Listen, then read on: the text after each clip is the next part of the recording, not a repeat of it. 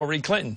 In this story, 3 anonymous Clinton allies apparently are quoted as being outraged by comments made here by David Axelrod about Hillary's emerging campaign. Axelrod was, of course, the senior advisor to President Obama and is also an analyst at this network. He's currently doing media for his new book.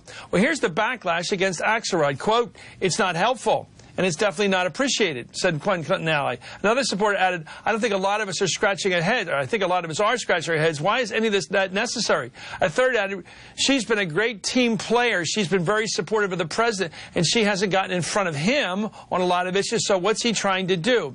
Well, according to the story, Clinton's allies are outraged in part by what Axelrod told our show about the challenges facing John Podesta, who's a likely choice to be Hillary Clinton's campaign chairman.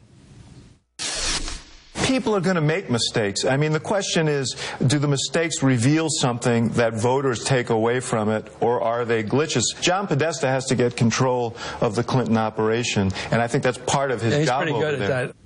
Well, are Axelrod's comments really worth all these attacks in the paper today? Who let the dogs out? Are these sources, by the way, actually speaking with Hillary's authority, or is this some kind of blood sport we're into here? And why do these people refuse to identify themselves if they're proud of what they're saying? Robert Gibbs, an MSNBC political analyst and was President Obama's press secretary. John Brabender's a Republican strategist. Robert, I'm going to ask an infantile question, but only you can get to this primitive thought. If people are proud of what they're saying, if they want the world to know they're for Hillary, which a lot of people in this city of Washington are, why do they go on background? Why are they trashing Axelrod for, I would think, a relatively constructive idea?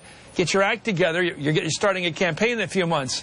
Why are they all on background so neatly anonymous?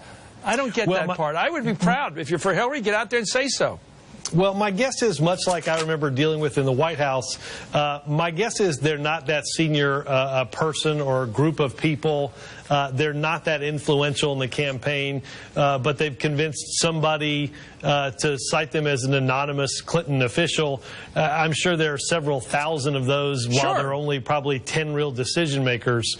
I mean, I thought the comments themselves were, quite frankly, Chris, laughable. I mean, she's bringing on John Podesta to fix what was a huge impediment, and one of the reasons she's not president now, because the functioning operation of her campaign was more interested in fighting inside the building than they were effective at fighting outside the building.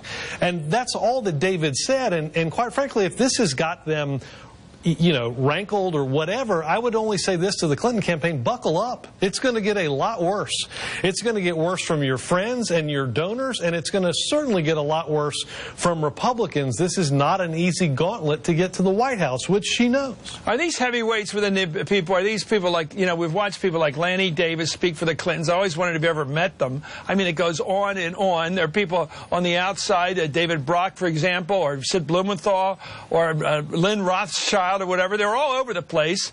But are they in fact speaking for her campaign? But the way the press runs it now, anytime a person takes a shot now, they're being portrayed as Clinton people. Well, yeah, but there's millions of people that voted for Clinton. Are they actually part of the hierarchy? Yes or no? You don't know.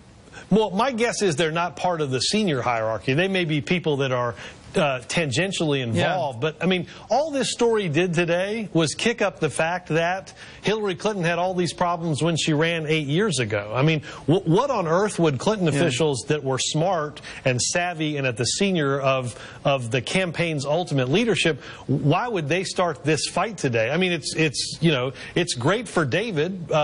He's going to sell some more books because of it. It doesn't help Hillary Clinton at all. Well,